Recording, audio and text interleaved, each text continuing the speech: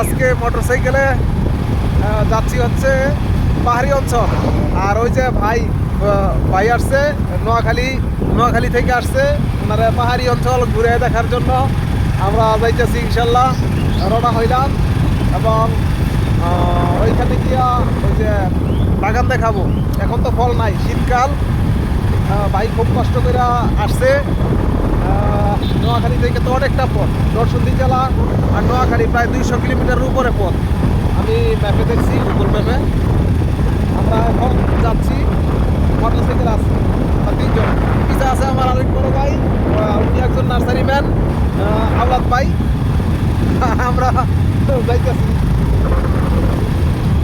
দেখতে থাকেন এবং আমরা যাইতে থাকি।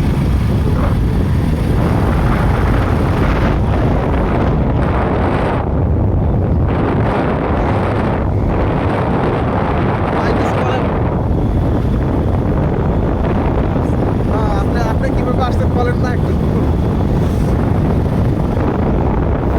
ভাইয়ের নামটা বলেন।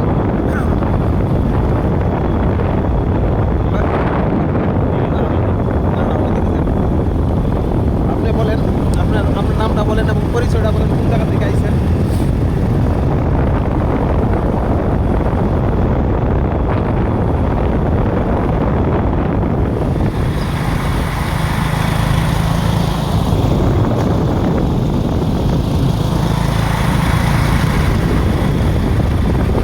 আমরা আসলে গাড়ির মধ্যে হয়তো বা একটু কথা বলতে একটু অসুবিধা হচ্ছে। ইনশাল্লাহ আমরা ওইখানে গিয়া গাছের পুজো ইনশাল্লাহ দেবো। এখন মুকুল বাড়ানোর সময় হচ্ছে, চলতেছে আর কি, মুকুল বাড়িতেছে। আমরা কিছু গাছের ভিডিও আপনাদের করে দেখাবো ইনশাল্লাহ। আমরা যাচ্ছি ওখানে ইনশাল্লাহ।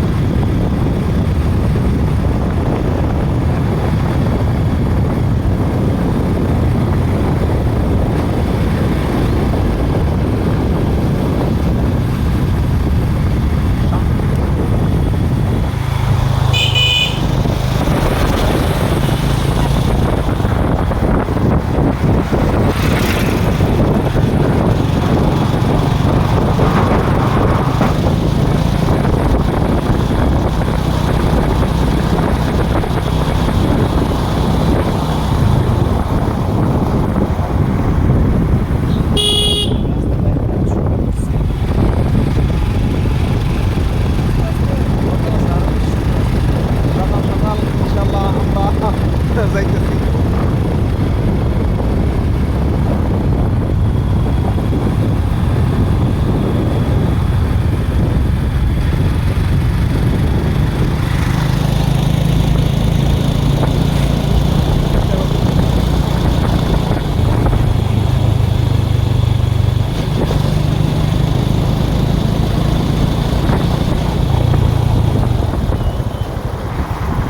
আঁকা বাঁকা পথ।